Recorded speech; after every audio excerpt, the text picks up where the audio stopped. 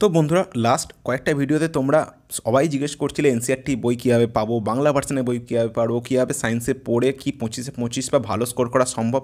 উত্তর হচ্ছে হ্যাঁ, 25-এ 25 বা 25-এ 24, 23 এরকম স্কোর করা অবশ্যই সম্ভব। কীভাবে স্কোর করবে সেটা আমি এই ভিডিওতে অ্যানালিসিস করে বলে দেবো। তার সাথে সাথে আরেকটা বিষয়ে বলাটা খুব দরকারি, তোমরা অনেকেই জিজ্ঞাসা করছিলে দাদা আমরা বাংলাতে মক টেস্ট কীভাবে দেবো, কীভাবে মক টেস্ট দিতে পারবো, বা বিশেষ করে বেঙ্গলি ল্যাঙ্গুয়েজ নিয়ে কীভাবে দিতে পারবো, ইংলিশ অত ভালো বুঝতে পারি না। হ্যাঁ, তোমরা বাংলাতে ভালো পড়াশোনা করে মক টেস্ট দিয়ে ভালো প্রস্তুতি নিতে পারবে। কীভাবে নিতে পারবে সে ব্যাপারে আমি কথা বলে নিই। দেখো, এই বাংলাতে মক টেস্ট দেওয়ার জন্য খুব উপযুক্ত প্ল্যাটফর্ম হচ্ছে অলিভ বোর্ড, যারা আরআরবি গ্রুপ ডি এক্সামের মক টেস্টের জন্য আলাদা করে একটা সেকশন লঞ্চ করেছে, এবং সেই ব্যাপারে এই লিঙ্কটা দেওয়া রইল ডিসক্রিপশানে, যেখান থেকে তোমরা ফ্রি মক টেস্ট দিতে পারবে এবং সাথে সাথে রেজিস্টার করেও মক টেস্ট দিতে পারবে। ফ্রি মক টেস্ট দেওয়ার জন্য লিঙ্কটাতে ক্লিক করবে, সেখানে যাওয়ার পর নিজেদের অ্যাড ল্যাঙ্গুয়েজে গিয়ে ল্যাঙ্গুয়েজ সিলেক্ট করবে। সেখানে গিয়ে তোমরা তোমাদের ল্যাঙ্গুয়েজ যে বেঙ্গলি সেটা অবশ্যই চুজ করে নেবে, তাহলে তোমরা সেই প্রেফারেবল জিনিসগুলো তোমাদের চোখের সামনে থাকবে বেঙ্গলি রিলেটেড। এবং এটা চুজ করে নেওয়ার পরই তোমরা দেখতে পাবে সাইডে একটা অপশান দেওয়া আছে, যেটা হচ্ছে তোমাদের RRB/RRC 2025 গ্রুপ ডি ফার্স্ট, অর্থাৎ 1 নম্বর মক টেস্ট, যেটা তোমাদের জন্য একদম বিনামূল্যে রয়েছে। সেখান থেকে তোমরা প্রথম অপশান দেখবে ইংলিশ হিন্দি আছে, ওটা চুজ করবে না, ইংলিশ বেঙ্গলি চুজ করবে এবং সাবমিট করে দেওয়ার পর দেখবে এরকম একটা ইন্টারফেস তোমাদের সামনে চলে আসবে, যেখানে গ্রুপ ডি এক্সামের যে 100টা কোশ্চেন 100 নাম্বার থাকে ইত্যাদি যেরকম পরীক্ষাতে তোমরা দেখতে পাও, বা আজ অবধি যারা পরীক্ষা দাওনি তারা এটা উপলব্ধি করতে পারবে যে এই রকম ইন্টারফেস পরীক্ষাতে আসতে চলেছে বা থাকবে। এবং এটা ভালো করে একবার চোখ বুলিয়ে নেবে, যাতে পরীক্ষার সময় এই জিনিসটা নিয়ে তোমাদের কোনো সংশয় না থাকে। এবং নিচে যে চুজ ল্যাঙ্গুয়েজ অপশানটা ইংলিশ করা আছে, এটা ইংলিশ করা থাকলে তোমরা বাংলা লিখতে হবে, কিন্তু বেঙ্গলি করে নিলে, পরিবর্তন করে বেঙ্গলি করে নিলে প্রথম থেকেই তোমরা প্রতিটা কোশ্চেন বাংলায় দেখতে পাবে, এবং পরবর্তীকালে চাইলে তোমরা ইংলিশে চেঞ্জ করে নিতে পারো, কিন্তু সব কটা কোশ্চেনই বাংলায় প্রথম আসে। প্রথম কোশ্চেনে রয়েছে নিম্নলিখিত খেলাগুলির মধ্যে কোনটিতে সর্বোচ্চ সংখ্যক খেলোয়াড় আছে, এবং এটিকে চাইলে তোমরা ইংরাজিতেও কনভার্ট করে নিতে পারো, চেঞ্জ করে নিতে পারো। Which among the following sports has maximum number of players, তো এর উত্তর হবে রাগবি, যে খেলাতে সর্বোচ্চ সংখ্যক খেলোয়াড় রয়েছে নিচের অপশানগুলির মধ্যে। এবার তোমরা সেভ অ্যান্ড নেক্সট করবে, দেখবে গ্রিন টিক পড়ে যাওয়া মানে হচ্ছে তোমাদের কোশ্চেনটা সেভ হয়ে গেল। যেমন দ্বিতীয় কোশ্চেন হচ্ছে ফ্রান্সের সবথেকে কনিষ্ঠ প্রধানমন্ত্রীকে, সেটা তোমরা দেখো করার পর যখন মার্ক অ্যান্ড রিভিউ করবে তখন দেখবে একটা ব্লু কালার টিক পড়বে, অর্থাৎ সেটা তোমরা পরে চাইলে দেখতে হবে। এরকম করে তোমরা পরীক্ষা অপশান পাবে, যেমন 5 নম্বরে রয়েছে কার্বোহাইড্রেট, যথাক্রমে কার্বন, হাইড্রোজেন ও অক্সিজেন অনুপাত কত থাকে 1:2:1, এবং সেভ অ্যান্ড নেক্সট করবে, তোমাদের কোশ্চেনটা সেভ হয়ে যাবে এইরকম ইন্টারফেসে। এবং পুরো ডিটো পরীক্ষাতে যেরকম ধরনের কোশ্চেন আসে, আমি অভিজ্ঞতা থেকে যেটা বুঝতে পেরেছি সেরকম ধরনের কোশ্চেন দেওয়া রয়েছে। ডেসক্রিপশানে লিঙ্ক দেওয়া রইলো, সেখান থেকে তোমরা ডেমো টেস্ট এবং সাথে সাথে তোমরা কোর্সটাকে পারচেজও করতে পারো, যেটা 499-এ, এবং যার মধ্যে RRB group D complete course রয়েছে, প্র্যাকটিস 280টার বেশি ভিডিও লেকচার রয়েছে টপিক ওয়াইজ। সবথেকে ইম্পর্টেন্টলি তোমরা সব all mock test in Bengali অর্থাৎ বাংলা দিতে পারবে। তো ডেসক্রিপশানে লিঙ্ক রয়েছে এবং কমেন্টও পিন করা রইলো, তোমরা চাইলে চেক করে নিতে পারো। অবশ্যই তোমাদের জন্য উপযোগী হবে, যারা বাংলায় মক টেস্ট চাইছিলে দিতে তাদের জন্য অবশ্যই হেল্পফুল হবে। এরপরে চলে আসি আমাদের ভিডিওর একদম মেন পোর্শনে। আজ আমি এই ভিডিওতে কথা বলতে চলেছি RRB লেভেল 1 পোস্টের সায়েন্স যে পোর্শনটা রয়েছে, সেখানে 25-এ 25 পাওয়া কি সম্ভব? উত্তর হ্যাঁ, তুমি সায়েন্সে 25-এ 25 খুব সহজেই পেতে পারবে। 25-এ 25 না হলেও 25-এ 23, 24, 22, 21 অ্যাটলিস্ট 20 অ্যাবভ তোমাকে তুলতেই হবে, কারণ এটা একটা প্রচণ্ড স্কোরিং পোর্শন। এখানে তোমার 22, 23, 24, 25-এর কাছাকাছি নাম্বার টাচ করতে পারলে তোমাদের এই জবটা কনফার্ম হওয়ার চান্সটা অনেক বেড়ে যাবে।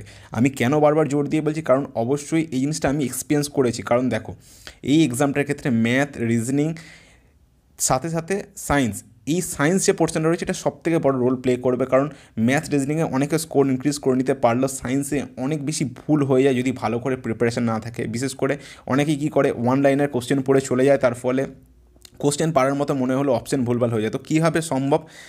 আগেও বলেছি, আবারও বলছি, NCERT 9 আর 10 সায়েন্স বুকটা তোমাদের জন্য অবশ্যই দরকার। সেখান থেকে সিলেবাস তোলো এবং সিলেবাসগুলো দেখার পর সেগুলো থেকে ভালো করে সেটাকে বুঝে শুনে সেটা করা দরকার। এবার অনেকেই আমাকে এই কমেন্টটা করছিলে যে দাদা আমি ইংলিশ ঠিক বুঝতে পারি না, তাহলে কি আমি বেঙ্গলিতে করতে পারি? হ্যাঁ, NCERT 9-10-এর বই তোমরা ইংলিশ ভার্সনে দোকান থেকে পারচেস করতে পারো, বাংলা ভার্সনে পারচেস করতে পারো, অনলাইনে PDF ডাউনলোড করতে পারো, কিন্তু আমি বলবো বুক পারচেস করতে, পুরনো হোক নতুন হোক। আমি যেমন 2015 সালের বুক পড়তে আমার ভাইয়ের ছিল, তো এই ক্ষেত্রে দেখো ইংলিশ ভার্সনের বইটা ঠিক এরকম দেখতে, 9 আর 10-এর বেঙ্গলি ভার্সনের বইটা ঠিক এরকম দেখতে, 9 আর 10-এর। তো যারা যে ল্যাঙ্গুয়েজে কমফোর্টেবল, যে ল্যাঙ্গুয়েজটাতে তোমরা পড়তে পারবে ঠিকঠাক করে মনে করো, তারা অবশ্যই এনসিইআরটি 9-10-এর বইটা কিনে নাও।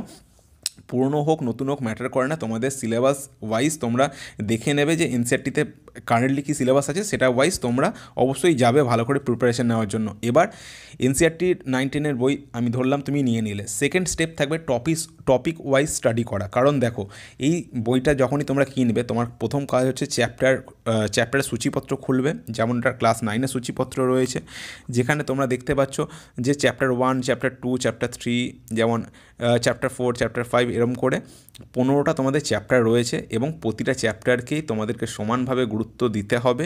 কারণ কোন চ্যাপ্টার থেকে কীরকম কোশ্চেন আসবে কেউ বলতে পারে না। সেরকমই ক্লাস 10-এরও বইটাতে তুমি সূচিপত্র খুলে দেখতে পাবে, chapter 1, chapter 2, chapter 3, chapter 4, chapter 5, এরম করে 16টা চ্যাপ্টার রয়েছে। এবার এর মধ্যে যেমন প্রিয়োরিটি টেবিলটা কারেন্টলি এনসিইআরটি থেকে সরিয়ে দেওয়া হয়েছে। তো এই সমস্ত জিনিসগুলো তোমরা একবার অবজার্ভ করে নেবে যে কারেন্টলি এনসিইআরটির কোন কোন সিলেবাসগুলো রয়েছে, সেগুলো টিক মারবে, এবং সেগুলো টিক মেরে ধরো 30টা চ্যাপ্টার হলো। এবার 30টা চ্যাপ্টার হলে তোমরা কীভাবে প্রিপারেশন নেবে দেখো, এর জন্য বলে রাখি যে স্ট্র্যাটেজিরা ফলো করবে এই বিশেষ করে সায়েন্সের জন্য। টোটাল ধরো 30টা চ্যাপ্টার রয়েছে, ফিজিক্স, কেমিস্ট্রি, বায়োলজি, এনভায়রনমেন্ট সব কিছু মিলিয়ে মিশিয়ে। তাহলে তোমরা প্রতিটা চ্যাপ্টারকে 1.5 দিন করে সময় দাও, অর্থাৎ দুদিনের মধ্যে একদিন দাও তোমরা 2 ঘন্টা, একদিন দাও 1 ঘন্টা, 3 ঘন্টা থেকে 4 ঘন্টা যদি সময় দাও 1.5 দিন, বা 2 দিন যদি সময় দাও, তাহলে 30টা চ্যাপ্টার তোমাদের 45 থেকে 60 ম্যাক্সিমাম, তার বেশি যাবেই না। তার মধ্যে খুব ভালোভাবে হয়ে যাবে। এবং কীভাবে পড়বে সেটা খুব ইম্পর্টেন্ট। দেখো, হয়ে যাবে বলাটা খুব ইজি, কিন্তু কীভাবে পড়বে, বা রাদার দেন আমি বলতে পারি আমি কীভাবে পড়েছিলাম, যেখান থেকে আমি অনেকটা হেল্প পেয়েছিলাম। কারণ দেখো, আমিও বাংলা মিডিয়ামের স্টুডেন্ট, তারপর আমিও এই এনসিইআরটি বইটা ইংলিশে পড়েছি, অতটা অসুবিধা হয়নি। কিন্তু তাও তোমরা চাইলে বাংলাতে পড়তে পারো।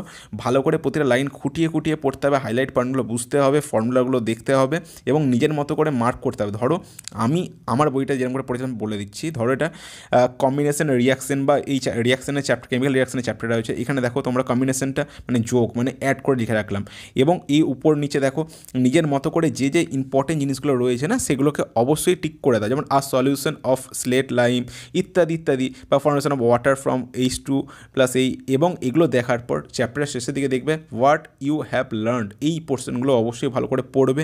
এখান থেকেও যে যে পোর্শনগুলো গুরুত্বপূর্ণ মনে হবে লাইন ধরে ধরে দাগ দেবে। এরপর নিজে থেকে চেষ্টা করবে এক্সারসাইজ থেকে কোশ্চেনগুলো সলভ করার। এর ফলে কি হবে, নিজের মধ্যে এতটা কনফিডেন্স তৈরি হয়ে যাবে না, যখন প্রতিটা চ্যাপ্টার তোমরা এরকম করে কমপ্লিট করবে, তারপর যখন ঠিকঠাক করে রিভিশন দেবে, রিভিশনের পার্টটা আমি আসছি, তখন তোমরা না নিজেদের মধ্যে কনফিডেন্স ফিল করবে। আর এনসিইআরটির বাইরে কিন্তু রিয়েল এক্সামে কোশ্চেন দেয় না বললেই চলে। 25টার মধ্যে তুমি ধরে চলো, খুব ভালো করে যদি পড়ে যাও না, এই সূচিপত্র ধরে প্রতিটা জিনিস যদি যেরকম করে বললাম না, লাইন বাই লাইন ধরে যদি পড়ে যাও, তারপর যদি মার্ক করো, তাহলে তোমার কোনো জিনিস মিস হবে না। 25-এর মধ্যে তুমি 23-24টা কোশ্চেন খুব ভালোভাবে হেসে খেলে করতে পারবে। এবং অবশ্যই দরকার রিভিশন ইচ চ্যাপ্টার। দেখো, তুমি পড়ে গেলে 50 দিন, 60 দিন পড়ে গেলে, 45 দিন পড়ে গেলে, তারপর যদি আবার গিয়ে দেখো প্রথম চ্যাপ্টারটা কিন্তু তোমার কাছে নতুন লাগতে পারে। হয়তো পুরোপুরি লাগবে না যেহেতু তুমি পড়েছো, কিন্তু আমি সাজেস্ট করবো, যেটা আমি করতাম, তোমরা অবশ্যই একটা চ্যাপ্টার পড়লে, 2টো চ্যাপ্টার পড়লে, 3টে চ্যাপ্টার পড়লে, ধরো সপ্তাহে 3টে বা 4টে চ্যাপ্টার কমপ্লিট করলে, এই সপ্তাহেরই 7ম দিনে এমন একটা 1 ঘন্টা টাইম রাখো, সেই দিনও সায়েন্সটা পড়ো, বাট ওই এক্সট্রা 1 ঘন্টা বা 2 ঘন্টা বার করে রাখো, বা চাইলে সেই দিন অন্য কিছু না পড়লেও পুরোনো জিনিসগুলো রিভিশন দাও। আবার পরের সপ্তাহে যখন যাবে, তখন পুরোনো জিনিসগুলো অবশ্যই রিভিশন দিতে যাবে। আমি এর আগে স্ট্র্যাটেজি ভিডিওতে জিনিসটা বলেছিলাম, রিভিশন জিনিসটা খুব ইম্পর্টেন্ট। আর রেগুলারিটি মেনটেন করো, যে 2 দিন পড়লাম, 3 দিন পড়লাম, 4 দিন পড়লাম, তারপরে হয়তো পরীক্ষার ডেট নেই, পড়বো না। না, পরীক্ষার ডেট যখনই দিক, সবার আগে চেষ্টা করো 1 মাস 2 মাস, অর্থাৎ 60 দিন, 45 দিন, 50 দিনের মধ্যে জিনিসটাকে কভার আপ করে নাও। আমি বারবার জোর দিয়ে এই জন্যই বলছি, সায়েন্স থেকে নাম্বার করতে পারলে তোমাদের ওই 875, 80 স্কোর করতে পারাটা খুব ইজি হবে। কারণ ম্যাথ আর রিজনিং থেকে কীভাবে স্কোর করবে সেটা নয়, অন্য ভিডিওতে আমি বলে দেবো, তোমরা কমেন্ট করে জানাতে পারো। আর অন্য কোনো ব্যাপারে সায়েন্স নিয়ে যদি কোনো ডাউট থাকে তোমরা বলো, আমি যতটা সম্ভব হেল্প করে দেবো। দেখো, খুব ইজি। আর যদি কোনো জিনিস যদি তোমরা বুঝতে পারছো না, ইউটিউবে সার্চ করো টপিকটা, অনেক টিচার আছে বাংলা ইংলিশ সবেতেই ভালোভাবে বুঝিয়ে দেবে, সেই জিনিসটা নিয়ে বুঝে নাও, এফোর্ট দাও। এখন তোমার কাছে সোর্সেসের কোনো অভাব নেই, কিন্তু বইটা কিন্তু খুব আগে থেকে পড়ে রাখাটা খুব দরকার। এবং ওই ওয়ান লাইনার 3000টা কোশ্চেন পড়ে নিলাম ওরকম করো না, ওরকম পড়লে তোমাদের অবশ্যই পরবর্তীকালে অসুবিধা হবে, এটা আমি একদম কমফোর্টেবল ফিল করি না। তো আশা করি বোঝাতে পেরেছি RRB লেভেল 1 পোস্টে সায়েন্সে 25-25 পাওয়া সম্ভব, অবশ্যই সম্ভব। এই বিশ্বাসটা রেখেই পড়াশোনা করবে এবং যেটা পড়ছো সেখান থেকে তোমার কমন চলে আসবে, তো এখানে অসুবিধার কোনো কারণই নেই।